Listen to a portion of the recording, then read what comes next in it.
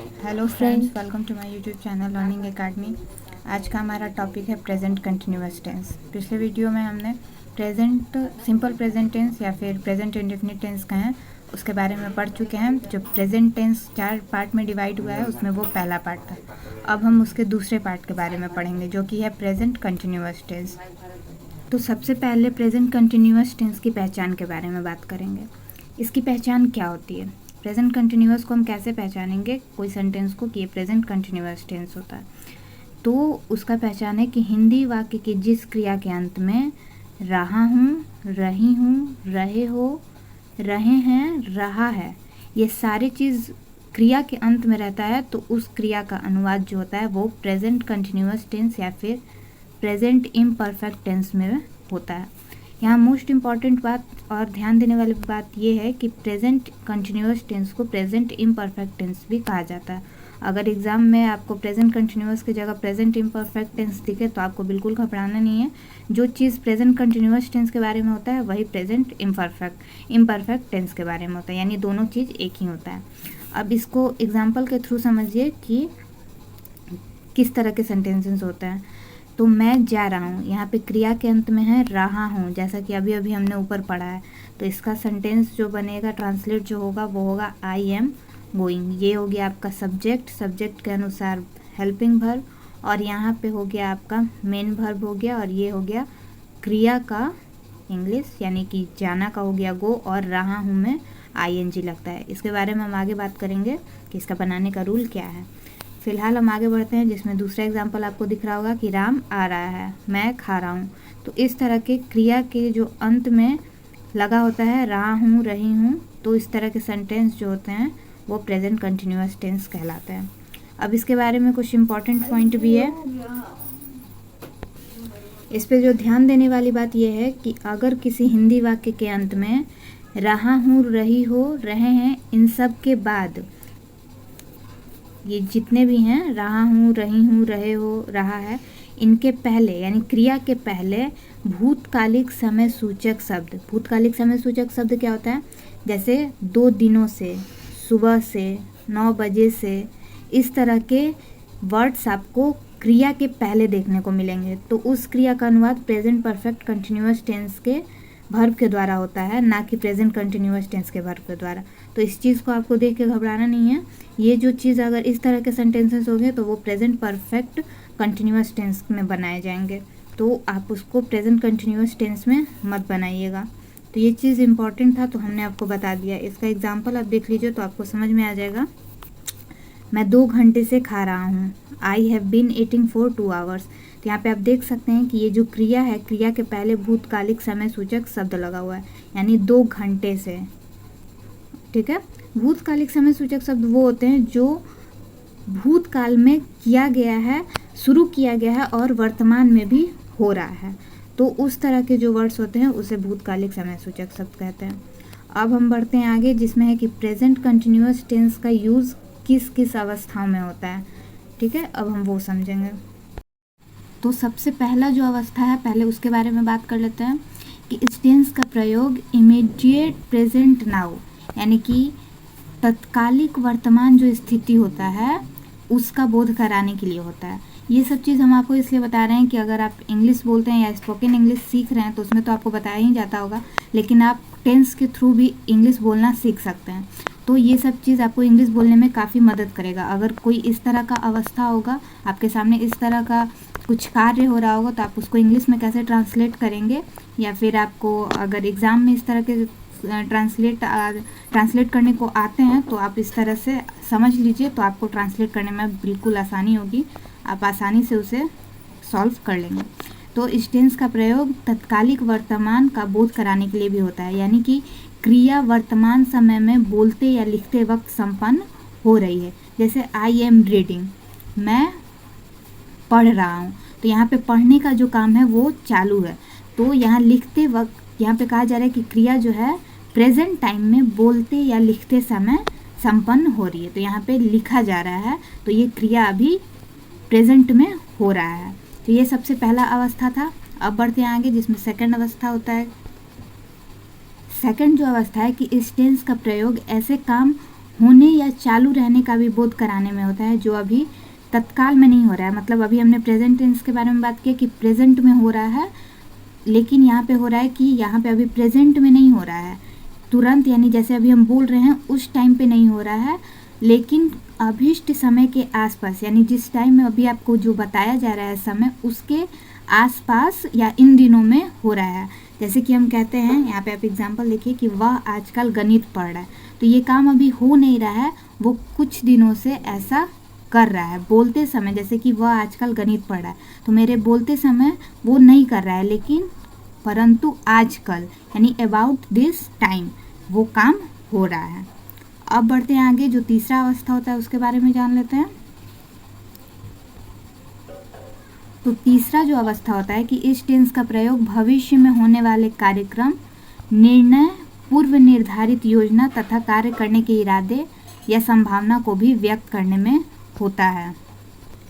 मतलब यहाँ पे कहा जा रहा है कि फ्यूचर में अगर कोई कार्यक्रम यानी कि कोई फंक्शन होने वाला है, या निर्णय है, डिसीजन, पूर्व निर्धारित योजना यानी पहले से कोई प्लान बना के रखा गया है, या फिर कोई वर्क है जिसको करने का इरादा है, या फिर संभावना यानी कि पॉसिबिलिटी जो है ये हो सकता है, उसको भी व्यक्त करने में होता है। मतलब सीधा सीधी हम कहें नॉर्मली लैंग्वेज में कि इस टेंस का प्रयोग फ्यूचर में होने वाले कोई कार्यक्रम, निर्णय यानी डिसीजन यानी, और पहले से कोई योजना है, कार्य करने के इरादे या संभावना को भी व्यक्त करने में होता है। अब आप इसका एग्जाम्पल देख लीजिए, अब इसे आप एग्जाम्पल के थ्रू समझ लीजिए। जैसे है सी इज़ कमिंग टुमारो, वह कल आ रही है, तो ये पूर्व निर्धारित योजना है, पहले से योजना है कि वह कल आ रही है।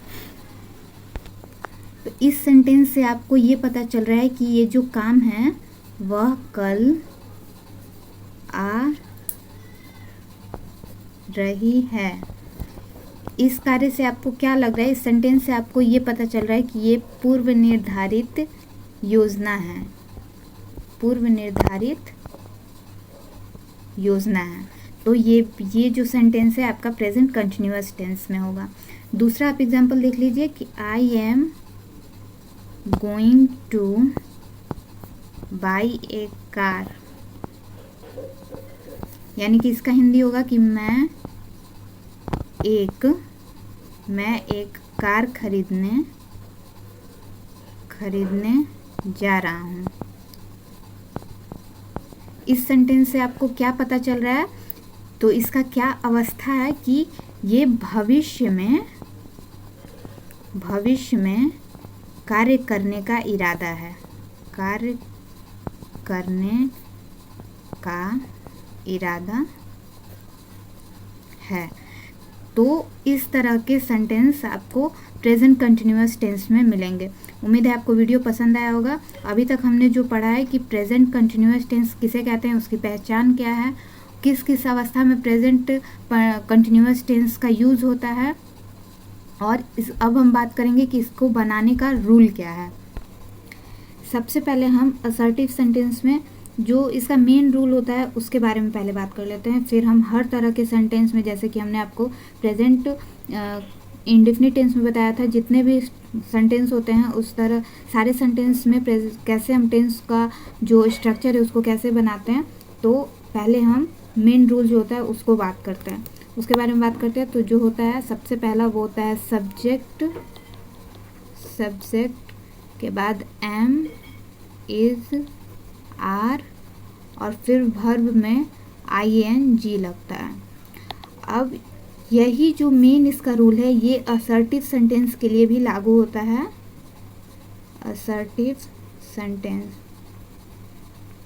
वैसे सेंटेंस जिसमें निगेटिव ना हो, या फिर यूं कहें कि उसमें ना शब्द का यूज़ नहीं होता है, उस तरह के सेंटेंस में आप इस स्ट्रक्चर के थ्रू उसे ट्रांसलेट कर सकते हैं।